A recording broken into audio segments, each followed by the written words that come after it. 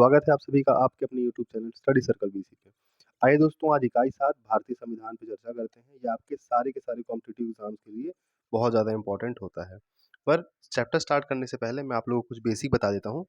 संविधान किसी भी देश को, ठीक है, नियमित रूप से चलाने के लिए कुछ लिखित जो नियमों की आवश्यकता होती है वो हमें कहाँ मिलेगी? हमारे संविधान में। पर ज़रूरी नहीं है दोस्तों कि हमेशा हर देश में क्या हो, लिखित संविधान भी हो।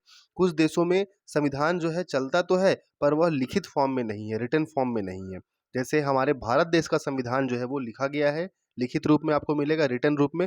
उसी प्रकार ब्रिटेन का जो संविधान है वह लिखित रूप में नहीं प्राप्त होता है। ठीक है?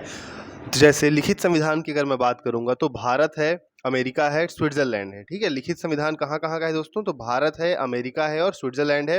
वहीं मैं अगर अलिखित संविधान की बात करूँ जो लिखा हुआ नहीं है, जैसे आपका ब्रिटेन हो गया, इज़राइल हो गया, न्यूज़ीलैंड हो गया, सऊदी अरब हो गया, है ना? इस प्रकार से आपके कुछ देश हैं जिसमें लिखित संविधान नहीं है।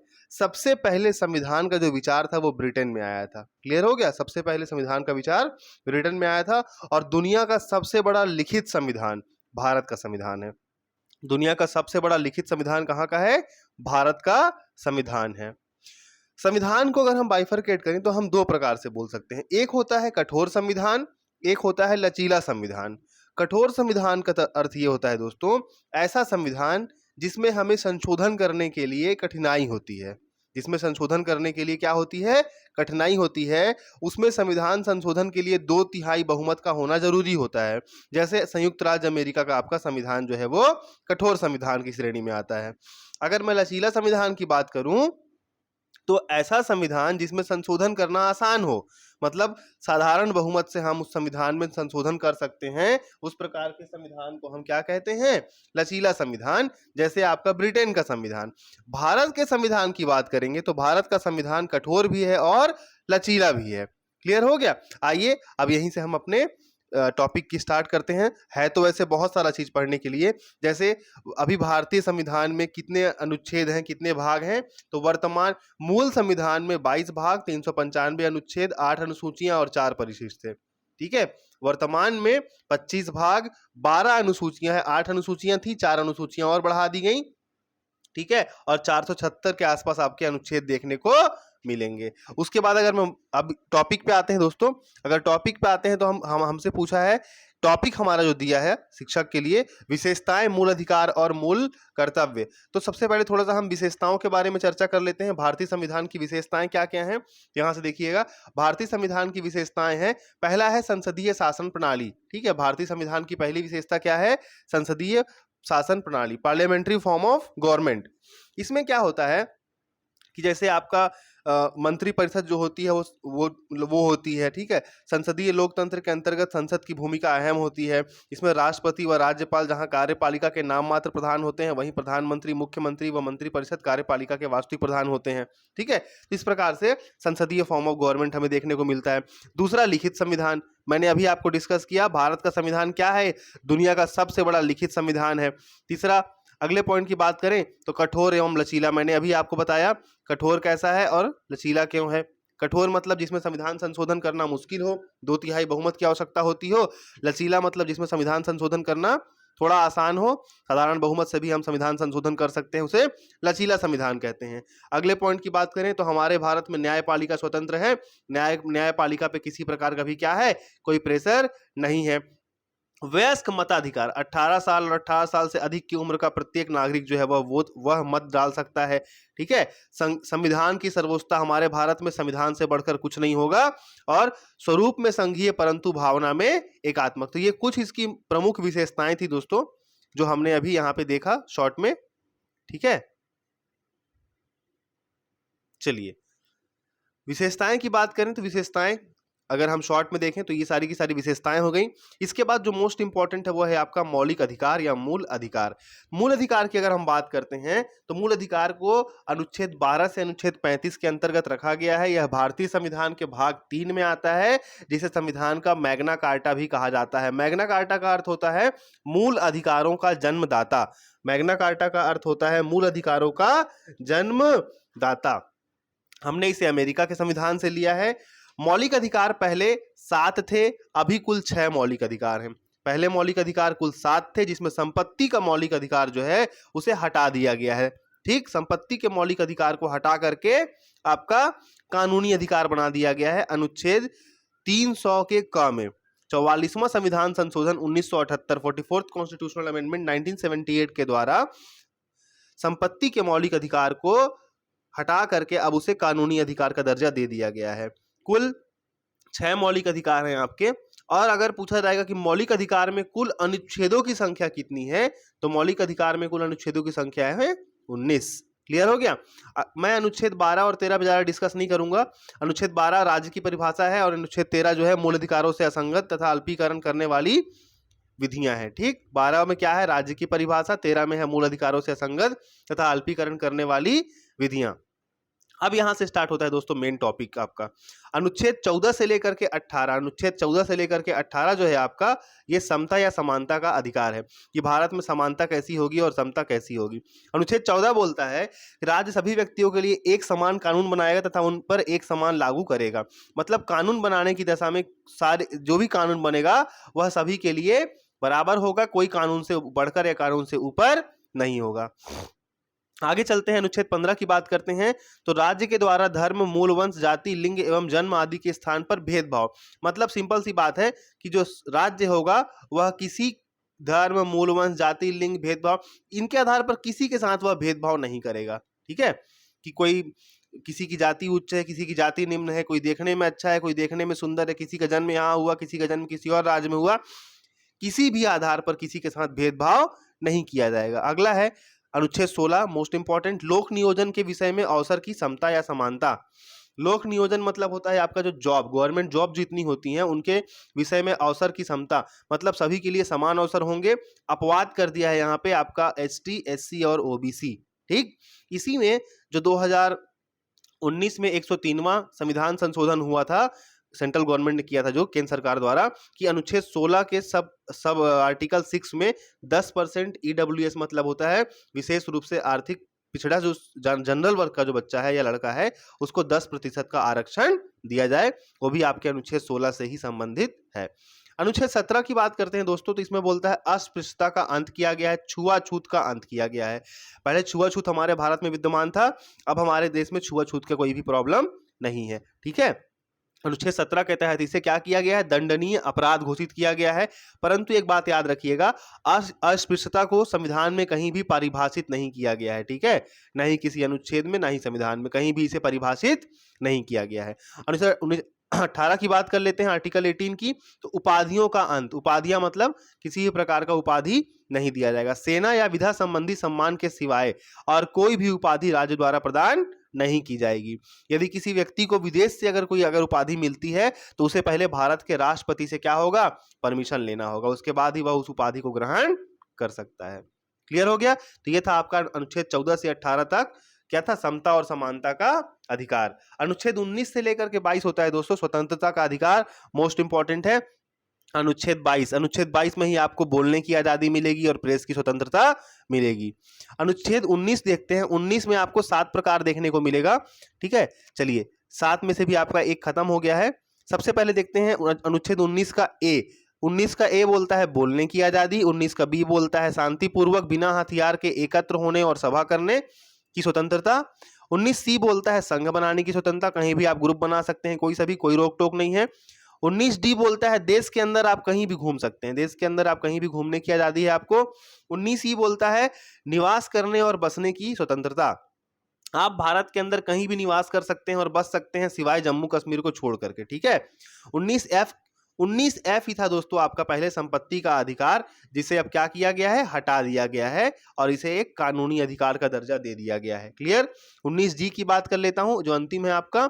19 में जीविका चलाने के लिए कोई भी रोजगार या व्यापार करने की आजादी जो है आपके 19 जी में आती है। इस प्रकार आपका यह आर्टिकल 19 भी क्या है, यहाँ पे कंप्लीट हो जाता है। आर्टिकल 20 की बात करते हैं दोस्तों। आर्टिकल 20 थोड़ा सा आपका इंपॉर्टेंट है, बोलता है दोष सिद्धि के संबंध में संरक्षण। दोष सिद्धि के संबंध में संरक्षण आपको थोड़ा सा एक्सप्लेन करता हूं। इसके तहत 3 प्रकार की स्वतंत्रता दी जाती है। इसके तहत कितने प्रकार की स्वतंत्रता दी जाती है, 3 प्रकार की स्वतंत्रता दी जाती है। पहला है किसी भी व्यक्ति को एक अपराध के लिए एक बार सजा मिलेगी। पहला क्या था, किसी भी व्यक्ति को एक अपराध के लिए एक बार सजा मिलेगी। दूसरा है कि अपराध करने के समय जो कानून है उसी के तहत सजा मिलेगी, ना कि पहले और बाद में बनने वाले। मान लीजिए किसी व्यक्ति ने 5 साल पहले कोई क्राइम किया था, ठीक है, तो उसको जो सजा मिलेगी वो 5 साल पहले बने कानून के हिसाब से मिलेगी। अगर बाद में उस कानून में कोई संशोधन होता है या चेंजेज आते हैं तो उस पर उसका कोई प्रभाव नहीं पड़ेगा। और तीसरा तीसरा बोलता है कि न्यायालय में स्वयं के विरुद्ध अपने खिलाफ गवाही देने के लिए उस व्यक्ति को बाध्य नहीं किया जाएगा। तो ये 3 प्रकार का हमारा जो मौलिक अधिकार है हमको मिलेगा अनुच्छेद 20 के तहत। क्लियर हो गया? आइए अनुच्छेद 21 की बात कर लेते हैं। अनुच्छेद 21 बोलता है प्राण एवं दैहिक स्वतंत्रता का अधिकार। अनुच्छेद 21 के तहत ही आपको जो आपने सुना होगा उत्तराखंड हाई कोर्ट के द्वारा जो नदी थी, नदी को क्या किया गया था, आपको दर्जा दिया गया था किसका? तो अनुच्छेद 19 के तहत, अनुच्छेद 21, सॉरी मैंने 19 कह दिया था, अनुच्छेद 21 के तहत ही आपके गंगा और यमुना नदी को उत्तराखंड हाई कोर्ट के द्वारा क्या दिया गया था? लीगल पर्सन का दर्जा दिया गया था, विधिक व्यक्ति का दर्जा दिया गया था। मतलब अगर इन दोनों नदी को अगर आप नुकसान पहुंचाते हैं तो आप पे कार्रवाई की जाएगी। इसी के तहत आपको निजता का अधिकार अनुच्छेद 21 बी, अनुच्छेद 21 के बी में माननीय सुप्रीम कोर्ट के द्वारा निजता का अधिकार का आपको दिया गया था। ठीक है, अनुच्छेद 21 ए की बात करते हैं तो 6 से 14 वर्ष के सभी बच्चों को ऐसे ढंग से जैसा कि राज्य विधि द्वारा अवधारित करे निःशुल्क और अनिवार्य शिक्षा 86वां संविधान संशोधन 2002, इसको याद रखिएगा आप। 86वां संविधान संशोधन 2002 में निःशुल्क और अनिवार्य शिक्षा उपलब्ध कराएगा कौन? राज्य। 6 से 14 वर्ष के बच्चे को, तो आर्टिकल 21 हो गया प्राण एवं दैहिक स्वतंत्रता का अधिकार, 21 से 6 से 14 वर्ष के बच्चे को निःशुल्क और अनिवार्य शिक्षा, 86वां संविधान संशोधन 2002, 21 ब में क्या है? निजता का अधिकार, राइट टू प्राइवेसी। अब अनुच्छेद 22 की बात करते हैं दोस्तों। अनुच्छेद 22 बोलता है कुछ दशाओं में गिरफ्तारी और निरोध में संरक्षण। इसका मतलब होता है जैसे कि अगर किसी व्यक्ति को हिरासत में ले लिया गया है तो उसे हिरासत में लिए जाने का कारण बताना होगा। 24 घंटे के अंदर उसको दंडाधिकारी या न्यायाधीश के समक्ष पेश किया जाएगा। उसे अपने पसंद के वकील से सलाह लेने का अधिकार होगा। इसमें भी 3 प्रकार की बात की गई है। सबसे पहला बात क्या है कि हिरासत में लेने का कारण बताना होगा, 24 घंटे के अंदर न्यायाधीश के समक्ष प्रस्तुत करना होगा, दंडाधिकारी के समक्ष, और तीसरा होता है उसे अपने पसंद के वकील से बात करने या सलाह लेने की अधिकार दिया जाएगा। ठीक, अब अनुच्छेद 23-24 की बात कर लेते हैं। ये भी मोस्ट इंपॉर्टेंट है आपका, शोषण के विरुद्ध। आपको सिर्फ बेसिक आर्टिकल्स ध्यान रखने हैं। अनुच्छेद 23-24 क्या बोलता है? शोषण के विरुद्ध अधिकार। अनुच्छेद 23 बोलता है मानव के दुर्व्यापार और बलात्श्रम का प्रतिषेध। ठीक है, अनुच्छेद 23 क्या बोलता है? मानव के दुर्व्यापार और बलात्श्रम का प्रतिषेध। और 24 बोलता है बालकों के नियोजन का प्रतिषेध। मतलब होता है 14 साल से कम उम्र के बच्चों को आप कहीं भी कल कारखाने होटल में देखिए लिखा, कहीं भी आप ढाबे या होटल में जाएंगे तो लिखा रहता है यहाँ 14 साल से कम का कोई भी बच्चा या श्रमिक कार्यरत नहीं है। तो ये भी आपका क्या है? दंडनीय अपराध है ना। तो 23 और 24 हो गया शोषण के विरुद्ध अधिकार। अनुच्छेद 25 से 28 बोलता है धार्मिक स्वतंत्रता का अधिकार। अनुच्छेद 25 एकदम आसान है, 25 से 28 बस याद रखिएगा कि धार्मिक स्वतंत्रता मतलब अपने धर्म को मानना है, उसकी पूजा करनी है, उसका प्रसार करना है, सबकी आज़ादी कहाँ मिलेगी? अनुच्छेद 25 से 28 धार्मिक स्वतंत्रता के अधिकार के बीच। अनुच्छेद 25 बोलता है धर्म को अबाध रूप से मानने, आचरण करने और उसके प्रचार करने की हमको आज़ादी है। अनुच्छेद 25 है। और अनुच्छेद 25 के तहत ही सिख लोग जो है वो कृपाण धारण कर सकते हैं। जैसे बैंक वगैरह में क्या है, आप कृपाण वगैरह तलवार वगैरह लेकर के नहीं जा सकते हैं, पर सिखों को अधिकार दिया गया है कि अनुच्छेद 25 के तहत वो कृपाण धारण करके किसी भी ऐसी संस्था में प्रवेश कर सकते हैं। क्लियर? अनुच्छेद 26 बोलता है धार्मिक कार्यों के प्रबंध की स्वतंत्रता। धार्मिक कार्यों के प्रबंध की स्वतंत्रता का मतलब होता है मान लीजिए आपको कोई धार्मिक कार्य करना है तो उसके प्रबंध की व्यवस्था करनी है। ठीक है, उसके लिए क्या करना है? आपको व्यवस्था करनी है। किसी व्यक्ति को अपने धर्म के लिए संस्थाओं की स्थापना करना, उनका भरण पोषण करना है ना, इसके लिए आपको सारा का सारा अधिकार किसमें मिलता है? अनुच्छेद 26 के तहत दिया जाता है। अनुच्छेद 27 की बात कर लेते हैं। 27 बोलता है राज्य किसी भी व्यक्ति को ऐसे कर मतलब होता है ऐसे टैक्स देने के लिए, ऐसे कर देने के लिए बाध्य नहीं करेगा जिसकी आय किसी विशेष धर्म अथवा धार्मिक संप्रदाय की उन्नति या पोषण में व्यय करने के लिए विशेष रूप से निश्चित कर दी गई है। मान लीजिए कोई ऐसी संस्था है, धार्मिक संस्था है, जहां से कुछ पैसा जनरेट हो रहा है तो सरकार उस पर कोई भी टैक्स नहीं लगाएगी। ये है आपका अनुच्छेद 27। अनुच्छेद 27 में बेसिकली याद रखिएगा टैक्स की बात किया है, किसी भी प्रकार का धार्मिक टैक्स जो है वो सरकार नहीं लेगी। अनुच्छेद 28 की बात कर लेते हैं, राज्य विधि से पूर्णतः पोषित किसी शिक्षा संस्थान में कोई धार्मिक शिक्षा नहीं दी जाएगी। कहने का मतलब है कि राज्य विधि से पोषित किसी भी शिक्षण संस्थान में धर्म के बारे में शिक्षा नहीं दिया जाएगा कि कौन सा धर्म अच्छा है, कौन सा खराब है, कौन सा ऊंचा है, कौन सा नीचा है, सब बराबर है। ठीक है, संविधान की नजरों में सब बराबर है। अब दोस्तों अनुच्छेद 29-30 की बात कर लेते हैं, थोड़ा स्पीड पढ़ा रहा हूं क्योंकि लंबा टॉपिक था ये। क्लियर है? 29-30 की बात करते हैं। अनुच्छेद 29 और 30 जो है दोस्तों, ये अल्पसंख्यक वर्ग के हितों का संरक्षण की बात करता है। संस्कृति एवं शिक्षा संबंधी अधिकार है। ठीक है, संस्कृति एवं शिक्षा, कहीं भी आपको प्रश्न में अगर अल्पसंख्यक वर्गों का संरक्षण दिखता है तो अनुच्छेद 29 या 30 आएगा। उसके बाद अनुच्छेद 29 की बात अगर करें हम, 29 बोलता है अल्पसंख्यक वर्गों के हितों का संरक्षण।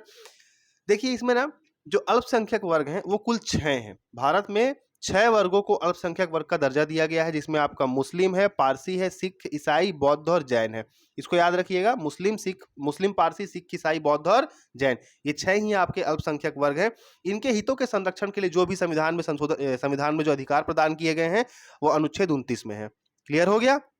मतलब ये अपनी इच्छा से कोई भी शैक्षिक संस्था में प्रवेश कर सकते हैं, उन्हें प्रवेश करने से वहां पे नहीं रोका जाएगा। अनुच्छेद 30 बोलता है शिक्षा संस्थाओं की स्थापना और प्रशासन करने का अल्पसंख्यक वर्गों को अधिकार। अल्पसंख्यक वर्ग जो है वो अपने शिक्षण संस्थानों की स्थापना कर सकते हैं, उन्हें वित्त पोषित भी कर सकते हैं, उन्हें किसी भी प्रकार से ऐसे काम करने के लिए रोका या वंचित नहीं किया जाएगा, और सरकार किसी भी प्रकार से उनको अनुदान देने, छूट देने में उनसे किसी भी प्रकार का भेदभाव नहीं करेगी। ये था आपका अनुच्छेद 29 और 30। यहाँ पे पूरे के पूरे 29 और 30 तक खत्म हो जाते हैं। अब आपका मोस्ट इंपॉर्टेंट आता है संवैधानिक उपचारों का अधिकार, आर्टिकल 32। इसे ही भीमराव अंबेडकर ने संविधान की आत्मा कहा है। संवैधानिक उपचारों के अधिकार को डॉक्टर भीमराव अंबेडकर ने संविधान की आत्मा कहा है। अनुच्छेद 32 के तहत माननीय सुप्रीम कोर्ट को, ऑनरेबल सुप्रीम कोर्ट को 5 तरह के समादेश को बोलते हैं रिट, WRIT, रिट निकालने की शक्ति प्रदान की गई है। जो रिट इस प्रकार है, पहला है आपका बंदी प्रत्यक्षीकरण, दूसरा है परमादेश, तीसरा है प्रतिषेध लेख, चौथा है उत्प्रेषण, पांचवा है अधिकार परीक्षा लेख। सीजी टेट में एज इट इज क्वेश्चन पूछा है जो मैंने यहाँ पे फॉर्म किया है। क्लियर है? पहला प्रश्न है बंदी प्रत्यक्षीकरण।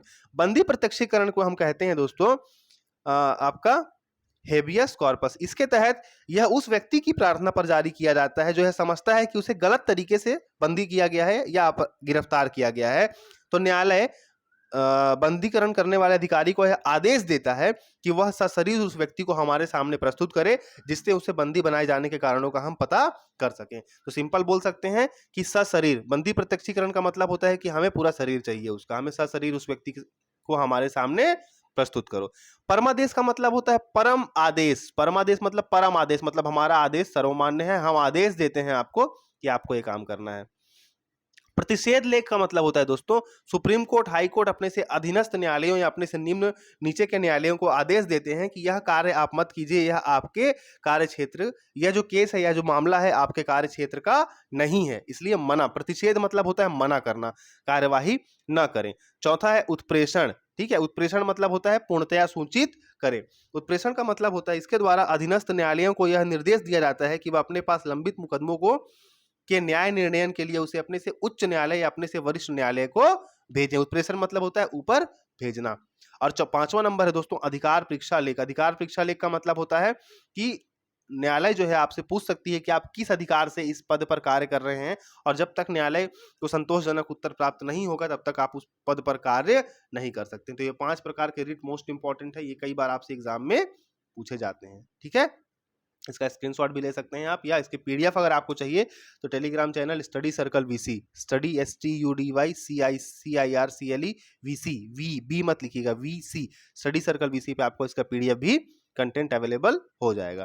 तो ये इस प्रकार से कुछ आपके मोस्ट इंपॉर्टेंट जो थे आपके मौलिक अधिकार से संबंधित प्रश्न थे। इसके बाद अगला टॉपिक है आपका मूल अधिकार। ठीक है, मौलिक अधिकार और मूल अधिकार आपके सिलेबस में दिया हुआ है, पर इससे पहले थोड़ा सा हम लोग डिस्कस कर लेते हैं राज्य के नीति निर्देशक तत्व के बारे में। ये भारतीय संविधान के भाग 4 में है, इसे आयरलैंड से लिया गया है। अनुच्छेद 36 से 51 तक इनका जो है वो बात किया गया है। ठीक है, इन्हें हम कहते हैं DPSP, directive principles of state DPSP, DPSP directive principles of state policy, राज्य के नीति निर्देशक सिद्धांत, ये जो होता है इन्हें हम न्यायालय में चुनौती नहीं दे सकते हैं। ठीक है, जैसे अनुच्छेद 36 से क्या है 51 तक है। 38 बोलता है राज्य लोक कल्याण की अभिवृद्धि के लिए सामाजिक व्यवस्था बनाएगा जिसे नागरिकों को सामाजिक, आर्थिक एवं राजनीतिक न्याय मिलेगा। याद रखिएगा, सामाजिक, आर्थिक एवं राजनीतिक न्याय। एक बार प्रश्न पूछा है सीजी टेट में या व्यापम में कि आर्थिक न्याय की बात कहाँ कहाँ की गई है, तो आर्थिक न्याय की बात एक तो आपके राज्य के नीति निर्देशक सिद्धांत में की गई है और एक आपके प्रस्तावना में किया गया है। कहाँ कहाँ किया गया है? एक आपके प्रस्तावना में किया गया है और एक आपका राज्य के नीति निर्देशक सिद्धांत में किया गया है। 39 की बात करें तो समान कार्य के लिए समान वेतन अनुच्छेद 39 में आता है। ठीक है, अनुच्छेद 40 की बात करेंगे तो 40 में ग्राम पंचायत का गठन है। 41 की बात करेंगे कुछ दशाओं में काम, शिक्षा, लोक सहायता पाने का अधिकार है। ठीक है, अनुच्छेद 37 बोलता है डीपीएसपी को हम न्यायालय में चुनौती नहीं दे सकते हैं। उसके बाद अगर और बात करते हैं तो अनुच्छेद 42 है काम की न्याय संगत और मानवोचित दशाओं में तथा प्रसूति सहायता का उपबंध। अनुच्छेद 42 अनुच्छेद 43 की बात कर लेते हैं तो मजदूरी की बात करता है, कुटीर उद्योग को प्रोत्साहन। अनुच्छेद 44 इंपॉर्टेंट है, यूनिफॉर्म सिविल कोड, नागरिकों के लिए एक समान सिविल संहिता अनुच्छेद 44 में है। 45 को हटा दिया है, 45 आपका शिक्षा से संबंधित था। 46 बोलता है अनुसूचित जातियों, अनुसूचित जनजातियों और अन्य दुर्बल वर्गों के शिक्षा और अर्थ संबंधी हितों का संरक्षण में अभिवृद्धि। सहायता बोलता है लोक स्वास्थ्य का सुधार, यह है आपका 47 बोलता है लोक स्वास्थ्य का सुधार। 48 इंपॉर्टेंट है कृषि एवं पशुपालन। ठीक है, 48 क्या है? कृषि एवं पशुपालन। 48 का है पर्यावरण का संरक्षण। 48 है कृषि एवं पशुपालन। 48 का है पर्यावरण का संरक्षण। अनुच्छेद 49 बोलता है राष्ट्रीय महत्व के स्मारकों जैसे आपका लाल किला, ताजमहल, इन सब का क्या करना है? आपको संरक्षण करना है, वहां पे आपको नुकसान नहीं पहुंचना है। बहुत सारे लोग आप देखना होगा गुटखा खा करके वहीं पे क्या करते हैं? गंदा कर देते हैं, जा करके वहां दिल बना देंगे किसी भी प्राकृतिक या राष्ट्रीय स्मारक पर गंदी गंदी चीजें कर देते हैं, तो वहां पे हमको नहीं करना है। अनुच्छेद 49 के तहत हमको क्या करना है? उनका संरक्षण करना है। अनुच्छेद 50 बोलता है कार्यपालिका का न्यायपालिका से पृथककरण। 51 बोलता है अंतर्राष्ट्रीय शांति और सुरक्षा की अभिवृद्धि। इस प्रकार दोस्तों ये अनुच्छेद 36 से लेकर के 51 तक हमने पढ़ लिया, एक बार देख लिया। अनुच्छेद 351 बोलता है हिंदी को प्रोत्साहन देना और अनुच्छेद 350 का बोलता है प्राथमिक स्तर पर मातृभाषा में शिक्षा देना। ठीक है, इसको भी ध्यान रखिएगा आप। क्लियर? अब आता है ये डिफरेंस है राज्य के नीति निर्देशक तत्व और मौलिक अधिकार में एक संबंध है। जैसे इसे हम आयरलैंड से लिए हैं, डीपीएसपी को, मौलिक अधिकार को अमेरिका से लिए हैं, यह भाग 4 में है, यह भाग 3 में है। फिर डीपीएसपी को हम न्यायालय में चुनौती नहीं दे सकते जबकि मौलिक अधिकार के लिए न्यायालय खड़ा है, मौलिक अधिकार की रक्षा के लिए। अगर आपके मौलिक अधिकार का हनन होता है तुरंत आप न्यायालय जा सकते हैं। तो इस प्रकार से कुछ ये महत्वपूर्ण बिंदु है। आइए मौलिक कर्तव्य को देख के फटाफट खत्म करते हैं। देखिए मौलिक कर्तव्य की बात करूं दोस्तों, तो मौलिक कर्तव्य भारतीय संविधान के मूल में नहीं था पहले। इसको 42वां संविधान संशोधन 1976 के द्वारा भारतीय संविधान में जोड़ा गया सरदार स्वर्ण सिंह समिति की सिफारिश पर भाग 4 क में मिलेगा अनुच्छेद 51(1) में। ठीक है, फिर से बता रहा हूं, सरदार स्वर्ण सिंह समिति की सिफारिश पर भारतीय संविधान में 42वां संविधान संशोधन 1976 के द्वारा इसको जोड़ा गया मूल कर्तव्य को। पहले 10 था, अभी 11 है। पहले 10 मूल अधिकार थे, मौलिक कर्तव्य थे, अभी मौलिक कर्तव्यों की संख्या कितनी हो गई है? 11 हो गई है। इन्हें भारतीय संविधान के भाग 4 क में रखा गया है, जबकि भाग 4 में आपका राज्य के नीति निर्देशक सिद्धांत शामिल है। अनुच्छेद 36 से 51 तक आपके राज्य के नीति निर्देशक सिद्धांत है और 51 क में क्या है? आपका मौलिक अधिकार। इस प्रकार से कुछ मौलिक अधिकार होंगे। प्रत्येक नागरिक का यह कर्तव्य होगा कि वह भारतीय संविधान का पालन करे, उसके आदर्श संस्थाओं और राष्ट्रध्वज का सम्मान करे, स्वतंत्रता के लिए हमारे राष्ट्रीय आंदोलन को प्रेरित करने वाले उच्च आदर्शों को हृदय में संजोए रखे और उनका पालन करे। ठीक है, भारत की प्रभुता, एकता, अखंडता को सुरक्षित रखे, देश की रक्षा करे, है ना। उसके बाद भारत के सभी लोगों में समरसता और समान भ्रातृत्व की भावना, भाईचारे की भावना का निर्माण करे, हमारी सामाजिक, सांस्कृतिक और गौरवशाली परंपरा का महत्व समझे और उसकी रक्षा करे। सातवां बोलता है प्रकृति और पर्यावरण की रक्षा करे और उसका संवर्धन करे। 8वां बोलता है वैज्ञानिक दृष्टिकोण और ज्ञानार्जन की भावना का विकास करे, मतलब भारत अपने देश का विकास करे वैज्ञानिक तरीके से। सार्वजनिक संपत्ति की सुरक्षा करे, सरकारी संपत्ति को क्या करे? सुरक्षित रखे। व्यक्तिगत और सामूहिक गतिविधियों के सभी क्षेत्रों में उत्कर्ष की ओर बढ़ने का सतत प्रयास करे। और 11वां जो नया जोड़ा गया है दोस्तों, ये क्या है? माता पिता या संरक्षक द्वारा 6 से 14 वर्ष के बच्चों हेतु प्राथमिक शिक्षा प्रदान करना। 86वां संविधान संशोधन 2002, मैंने अभी आपको बताया था और कौन से आर्टिकल में था वो? आर्टिकल 21 के क में, आर्टिकल 21 के क में, ठीक है, अनुच्छेद 21 के क में था ये चीज, ठीक है। ये देखिए मौलिक कर्तव्य भाग 4 क में मिलेगा आपको, 51 क में सरदार स्वर्ण सिंह समिति की सिफारिश पर जोड़ा गया 42वां संविधान संशोधन 1976 के द्वारा। पहले 10 थे और वर्तमान में कितने मौलिक कर्तव्य हैं? 11 हैं। बाकी आप किसी भी बुक से इसको एक बार थॉरोली रीड कर लीजिएगा, आपको सारे के सारे पॉइंट्स जो है यहाँ से क्लियर हो जाएंगे। और इसके एमसीक्यू भी आप किसी भी बुक से बना सकते हैं। ये बेसिक कॉन्सेप्ट था आपको जो मैंने एक वीडियो में देने की कोशिश की है। आई होप आपको वीडियो पसंद आया होगा। पसंद आया तो लाइक शेयर सब्सक्राइब जरूर कर लें। अगर आपने अभी तक चैनल को सब्सक्राइब नहीं किया है तो सब्सक्राइब जरूर कर लेंगे, ठीक है। सब्सक्राइब करेंगे तो आपको आने वाले और भी जो मैं वीडियोस की प्लानिंग कर रहा हूँ वो सारे के सारे वीडियोस आपको समय समय पर मिलते रहेंगे और नो डाउट कुछ ना कुछ आपको वीडियोस से फायदा ही होगा। पीडीएफ के लिए आप स्टडी सर्कल वीसी पे जा सकते हैं। पीडीएफ है, टेलीग्राम चैनल का नाम है, टेलीग्राम पे आप जा सकते हैं। टेलीग्राम पे आपको मिलेगा स्टडी सर्कल वीसी, एक साथ लिखिएगा स्टडी सर्कल वीसी तो आपको वहां पे क्या है दिखाई दे देगा। मिलेंगे बहुत जल्द अगले वीडियो में, तब तक के लिए धन्यवाद।